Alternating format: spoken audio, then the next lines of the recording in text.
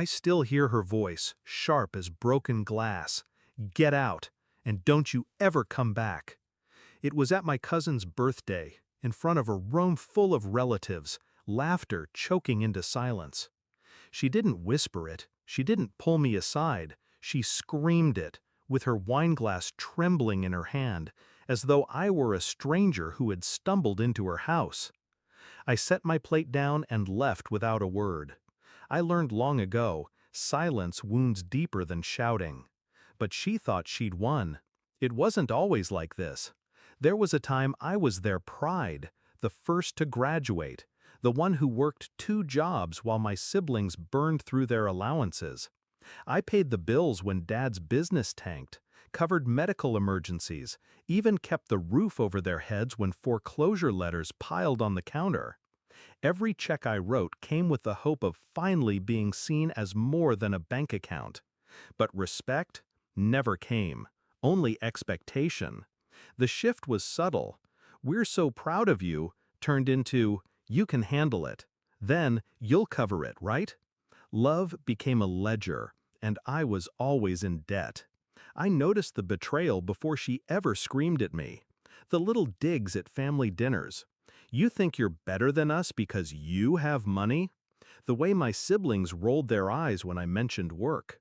The whispers I wasn't meant to hear. "She owes us. After all we sacrificed." Sacrificed? They had no idea how many nights I starved so I could wire money home. But I said nothing. I kept paying.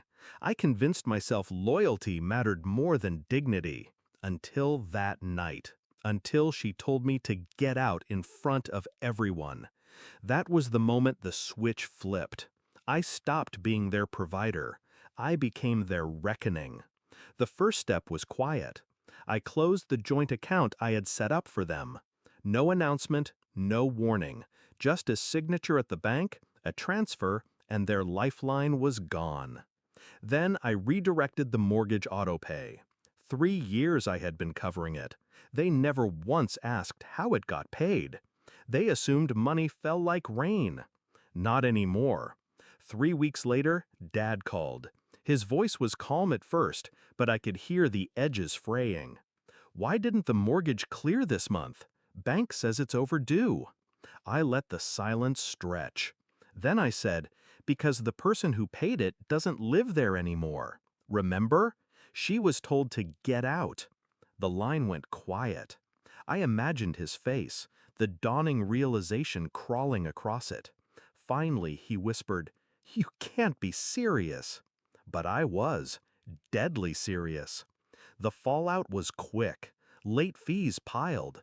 The bank sent letters.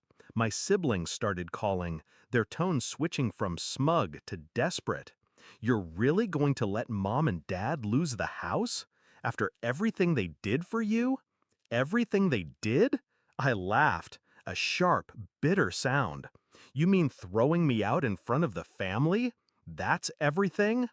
The silence on the other end was my answer. When the second month passed unpaid, Dad showed up at my apartment. No calls, no warning, just his fist pounding on the door like a creditor. I opened, calm, composed. He looked smaller than I remembered, deflated, desperate.